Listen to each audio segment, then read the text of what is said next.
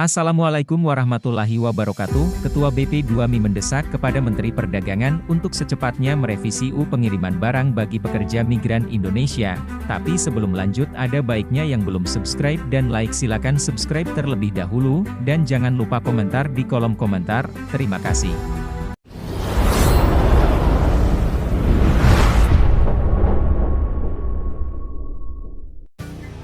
Bapak Ketua BP2MI Bapak Benny Hamdani mendesak kepada Menteri Perdagangan untuk merubah Undang-Undang Pengiriman bagi para pekerja migran Indonesia, karena ini sangat merugikan bagi PMI, dan pekerja migran Indonesia merupakan penyumbang devisa terbesar kedua di Indonesia.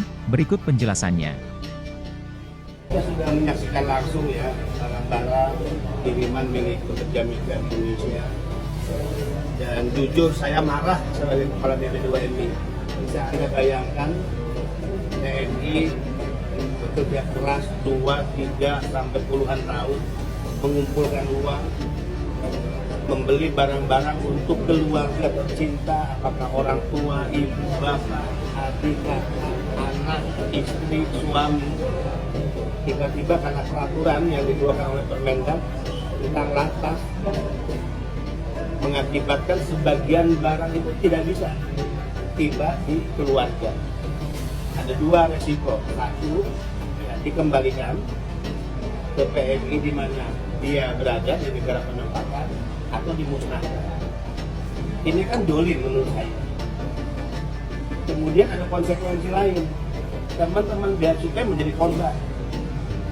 Karena lantas maka tidak hanya pemeriksaan, karena dibatasi, maka mereka menghitung jenis barang dan jumlahnya berapa. Itu artinya apa? Memakan waktu dan terpaksa harus menyiapkan petugas tambahan untuk melakukan itu, termasuk dari perusahaan. Kalau PJT-nya punya itu tidak akan berdampak pada biaya yang ditimbulkan. Tapi kalau dia menyewa gedung, maka makin lama barang-barang itu tersimpan di gedung sewaan itu, maka biaya bertambah. Konsekuensi bagi PMI, maka PJT akan membebankan biaya itu kepada PMI. Nah, ini kan dolim menurut saya. Sehingga saya akan bertemu langsung dengan Presiden untuk menyampaikan, dan sejak awal BP2MI menyampaikan sikap tidak setuju, sekali lagi tidak setuju dengan peraturan Menteri Perdagangan terkait larangan terbatas. Semangat BP2MI dalam rapat dengan Presiden di Istana adalah semangat bagaimana negara hadir memberikan penghormatan kepada para pahlawan devisa, agar dari sejumlah barang apakah yang dibawa atau dikirim, negara mengeluarkan kebijakan relaksasi pajak, bukan pembatasan jenis barang dan jumlah barang.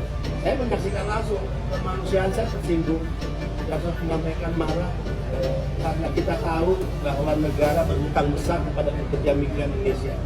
Mereka ini penyumbang devisa terbesar kedua pada negara itu. Dan hal yang sangat prinsip bernegara, negara itu harus membahagiakan rakyatnya, bukan mengeluarkan segala peraturan tetek bengek yang kemudian menyengsarakan rakyat, mempersulit rakyat. Ini dolim menurut saya. Nah, mudah-mudahan dengan hasil kunjungan langsung, saya ditemani oleh Pak Dirjen, dan kita sudah bicara banyak, kita punya tuns yang sama, bahwa kita tidak boleh mengorbankan PMI, dan harus ada langkah-langkah perjuangan.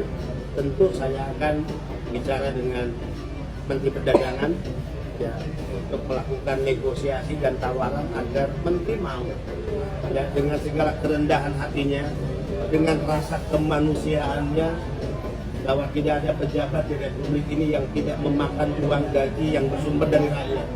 Saya selalu katakan, Presiden sampai ketua RT yang memakan gaji bulanan itu dari uang rakyat, termasuk dari pekerja migran Indonesia, mendapatkan fasilitas mobil dinas, mendapatkan fasilitas rumah dinas, itu bukan dari nenek moyangnya, termasuk saya.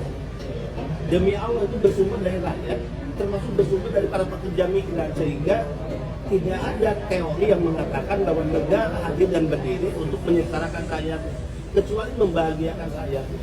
Nah, peraturan ya, Mendag yang terkait dengan lantas ini jelas-jelas sangat membebani para pekerja migran, sangat menyulitkan para pekerja migran, bahkan mengancam barang-barang milik pekerja migran itu bisa dimusnahkan.